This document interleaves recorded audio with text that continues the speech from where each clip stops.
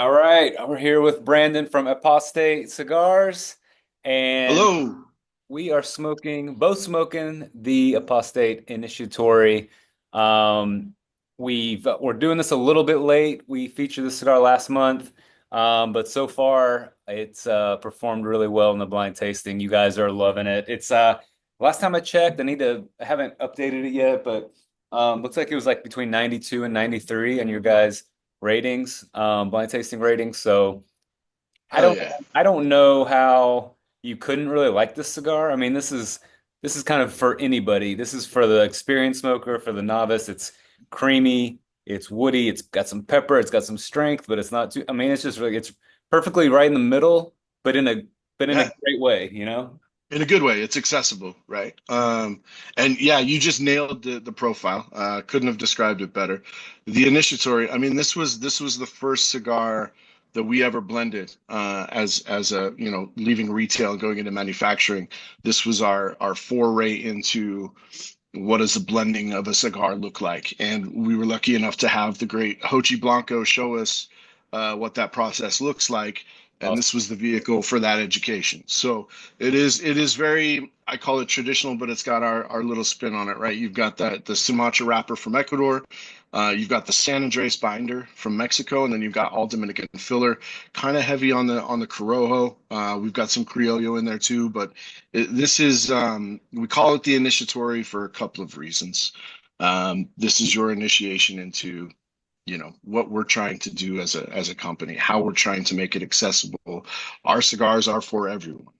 This is not, if you're talking price point, strength, flavor profile, anybody can pick up any one of our cigars and start there. But this is kind of our, here's how we got started.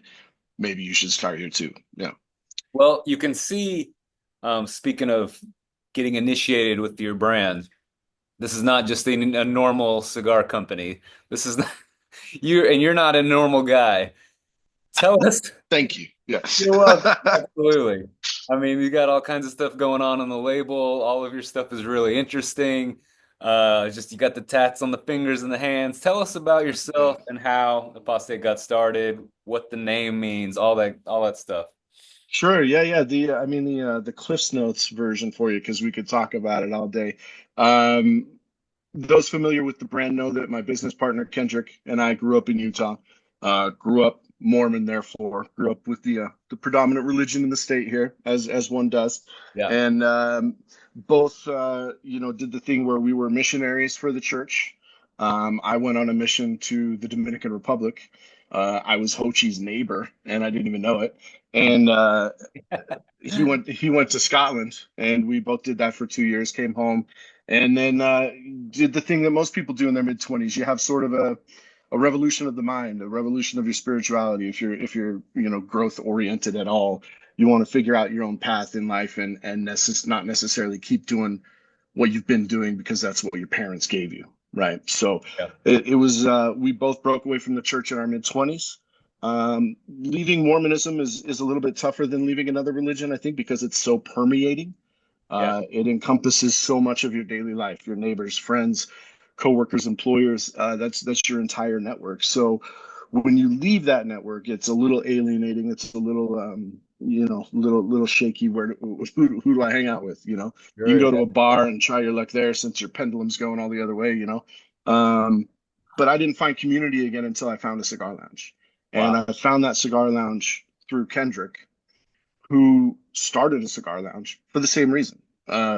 Had a community, left it, needed community, found it in tobacco. So for us, it's not about what the cigar is; it's about what the cigar does, right? And Mhm. I think your platform and your product and the way you guys are doing this is a good vehicle for that, because you're engaging, right? You're not saying, here's this hot new shit with a fancy label that we're going to tell you all about and sell you a bunch of hype on. You're saying, hey man, put the blinders on, sit back and relax, pour yourself something nice, smoke this premium tobacco, forget all judgments until you're done, and then let's talk about it. To me, you can't build community better than that. That's amazing. So you see that happening in cigar lounges, you see it in retail shops. That's why we're here. We want to perpetuate the growth of the community that helped us find a sense of space again, right? So, and you, like you said, the bands, they're pretty ornate. You've got a bunch of cool looking symbols on there. These are Yeah. all sort of each symbol in the band represents one of the cigars in the lineup. We have 8 blends in the core line. There's 8 symbols on the band. Excuse me. Each one kind of pointing to some facet of Mormon mythology that ties into the theme for that blend. So the Okay. initiatory, that first symbol there in the Yeah. letter A, you see the little handshake that's in that circle there. Yeah. That's a symbol that's right on the temple in Salt Lake City. It's a carved handshake on the temple. The initiatory is also the first ceremony you go through when you become a temple worthy Mormon or Okay. before you go on a mission. So it's some ties like that, some throwbacks to what used to be our community into Yeah. what we're trying to build as community now. Man, very cool story.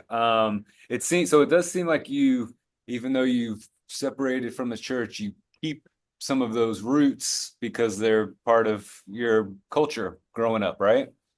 I mean, yeah, that's the tapestry that wove, the background of where I am now, right? So without without that history, I wouldn't be who and where I am, good, bad, or indifferent, Yeah. right? So yeah, I mean, 25 years of my life, that's more than half my life still at this point. I haven't hit 50 yet. So it's yeah, we're not trying to disparage any religion. We're not trying to make fun of any religion. This is Right. simply our way of telling our story. It is our story. We're not in the church anymore, but we were, and it's still a part of my history. So yeah. Wow. Yeah, man. So you didn't just go to a cigar lounge one day, smoke your first cigar, and decide, I think I want to start a cigar business. Damn, almost. this Oh, it was is almost like that.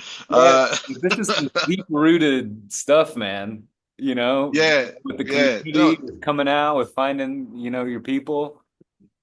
it honestly, I didn't know, and I think a lot of people who've never been fully immersed in cigar culture uh, could even possibly try to glimpse what it is that we appreciate about it, right? Because you just see, either it's a guy in a suit looking dapper with his fancy, expensive cigar, Yeah. or it's your blue collar guy who's a little bit sweaty and balding on top, mopping the sweat off his face with a cigar chewed up, hanging out his mouth. Cigars are both ends of the spectrum, right? And for anybody who's not a partaker in the scene, I don't think you understand how deep it can go. Yeah. And for me, that was me. Um, it's we're gonna blame my wife. I'm notoriously hard to shop for when it Yeah. comes to like Christmas and birthdays and stuff, Sure. right? Yeah. Yeah. And so this poor woman was tasked with getting me a birthday present, and this was 2010, 2011, something like that. And she found Cigars International or Thompson or whoever. She Yep. found an online cigar page and ordered me this bundle, right? And I got a humidor, I got 20 cigars, I got a cutter, I got a lighter. Yeah. Yeah. Yeah. And she's like, All for "Here you go, huh?" 1999. Right? It was probably something like 36 bucks, Yeah. like Yeah. something like that.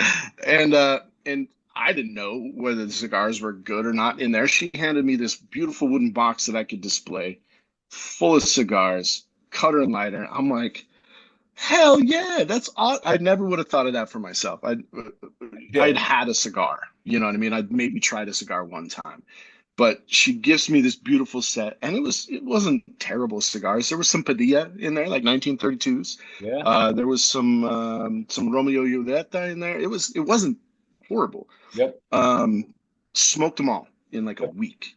I remember Smoked. the Diaz. Those were like the those blue label or whatever with the lion, the old It ones. was even before that. It was Was it before the really? blue label. It was, yeah, it was still a black and gold label Oh with the wow. lion on it and said 1932 underneath. It was Okay. about 2 years before they switched to the blue label. Gotcha. So it Gotcha. was like old school good shit. Yeah. Yeah. Um, but yeah, man, I smoked through those 20 cigars in about 2 weeks, which is a lot for somebody just getting into it, right? Okay. I was hooked. I was like, holy shit, you can't just pick up a cigar and like do stuff. You know what I mean? For me, Sure. this is my zen. This is my meditation. So it Yeah. was I'd come home from my bullshit corporate America job and sit down, crack a beer or pour a whiskey, and enjoy one of my brand new cigars that I got for my birthday. And I was like, super getting into it. And she was like, "You're a cigar guy. Like you look like a cigar guy when you do this. Like this fits." I Yeah. was like, "This feels good. This is right for me." And it wasn't maybe 3 months later when I had developed a huge cigar purchasing habit, listening to all the podcasts, reading all the articles, watching all the YouTube stuff, Yeah. becoming a huge nerd. I sat down with her on the couch one night. I was like, I would love to open a cigar lounge. I think that's what I want to do. And so I met Kendrick a year later Okay. when he had a retail space and he was in the middle of building a cigar lounge. I didn't know that when he hired me. He hired me and I was just going to be working retail. He's like, "Hey, I'm building a lounge down the way. You got any construction background? What are you, a handyman at all?" I was Yeah. like, "Yeah, dude, I can swing a hammer." So we went and built a lounge. And 3 months later, I was the GM of the place and doing the purchasing. And then fast forward to 2020 and the pandemic hit and the shop's doing well and there's not much for us to do. And we're like, "Hey, you know how we always talked about blending a cigar? Maybe now's the time." Yeah. And now you get Apostate. Amazing, man. Amazing. Pretty cool. Very cool. Well, you guys have 8 lines in total, core We have lines. 8 blends, 8 core lines. Yes, sir. Well, that's good because I think we're gonna have to keep running down the line. We've already done the Leahona a couple Cool. months ago, and now the Initiatory. So we've got we'll spread it out over the next couple years and keep Love featuring it. Apostate in our blind tastings because I think Yeah, and that'll give us time. With the core line done, it lets us do some fun and nerdy shit now. Maybe a limited release for next year, or a absolutely new size of something. We'll see. But there will be more stuff to smoke. Absolutely. amazing. Brandon, thanks for taking the time, man, and thanks for partnering with us. This is So super. excited, man. Absolutely, man. All Love right. what you guys are doing. Appreciate it, man. You too. All right. Well, I appreciate it. I'll talk to you soon. All right. All right, thanks.